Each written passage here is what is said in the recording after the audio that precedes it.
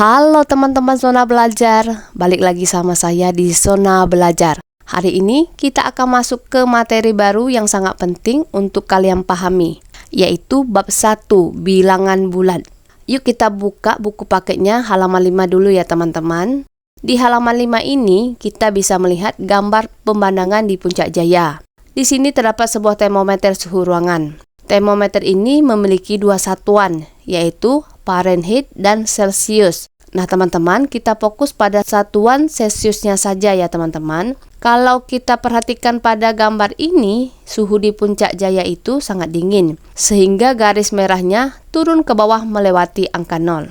Sekarang mari kita jawab pertanyaannya. Pertanyaan nomor 1, berapa kira-kira suhu di Puncak Jaya hari ini? Kalau kita perhatikan gambar termometer ini teman-teman, jarum merah itu ada di negatif 5 derajat Celcius. Jadi suhu di Puncak Jaya hari ini adalah negatif 5 derajat Celcius. Pertanyaan nomor 2, menurutmu apa perbedaan antara angka yang berada di atas 0 derajat Celcius dan angka yang berada di bawah 0 derajat Celcius pada termometer suhu ruangan tersebut? Jelaskan jawaban kalian.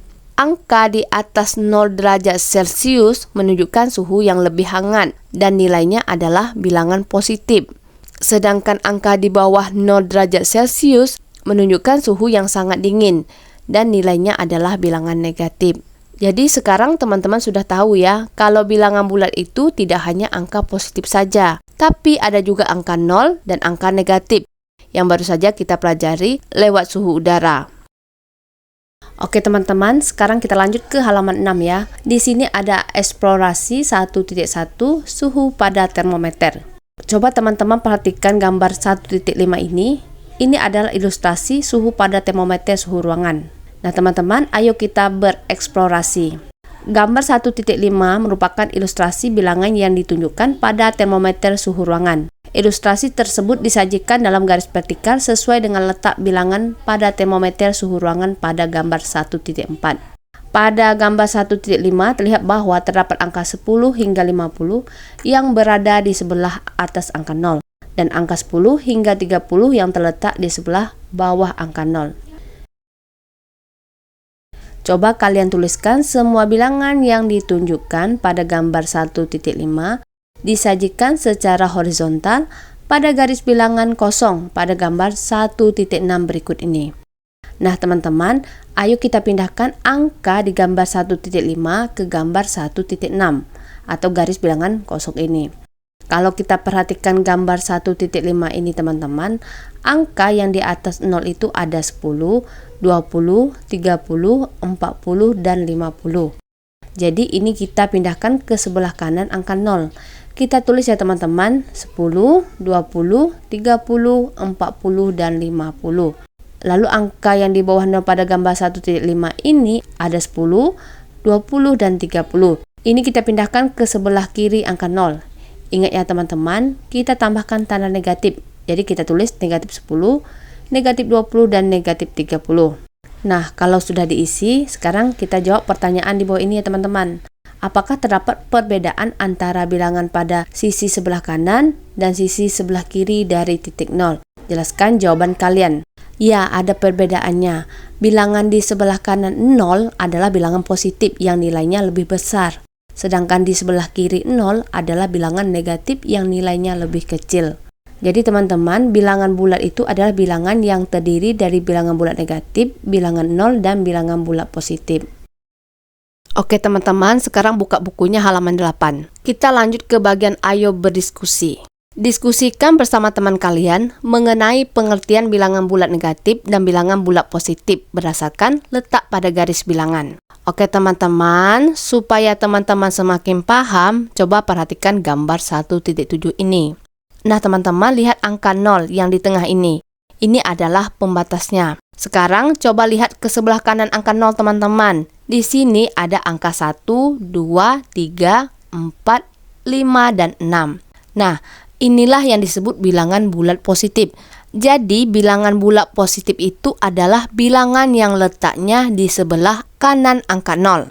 Terus, Gimana dengan bilangan bulat negatif? Teman-teman lihat lagi ke arah kirinya. Di sebelah kiri angka 0 itu ada angka negatif 1, negatif 2, negatif 3, negatif 4, negatif 5, dan negatif 6. Inilah yang kita sebut bilangan bulat negatif. Jadi bilangan bulat negatif itu adalah bilangan yang letaknya di sebelah kiri angka 0. Jadi intinya sederhana teman-teman. Positif itu di kanan 0, negatif itu di kiri 0. Oke teman-teman, sekarang kita lanjut ke bagian ayo berpikir kritis. Nyatakanlah bilangan di bawah ini dengan tanda positif atau negatif. Yang A, berat badan Amir susut sebanyak 3 kilo setelah sakit selama 1 minggu. Nah, coba teman-teman perhatikan kata susut ini. Susut itu artinya berkurang ya, jadi tandanya adalah negatif. Maka jawabannya kita tulis negatif 3 kilo. Yang B, pedagang masker itu mendapat keuntungan sebesar Rp200.000 dari hasil penjualan hari ini. Di sini kata kuncinya adalah keuntungan, karena untung berarti nilainya bertambah.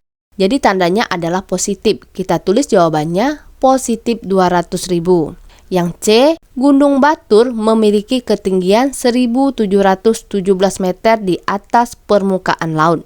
Perhatikan kalimat di atas permukaan laut ini teman-teman. Karena posisinya di atas, maka ini termasuk bilangan positif. Jadi kita tulis positif 1.717 meter. Soal yang D, kapal selam menyelam di kedalaman 100 meter di bawah permukaan laut.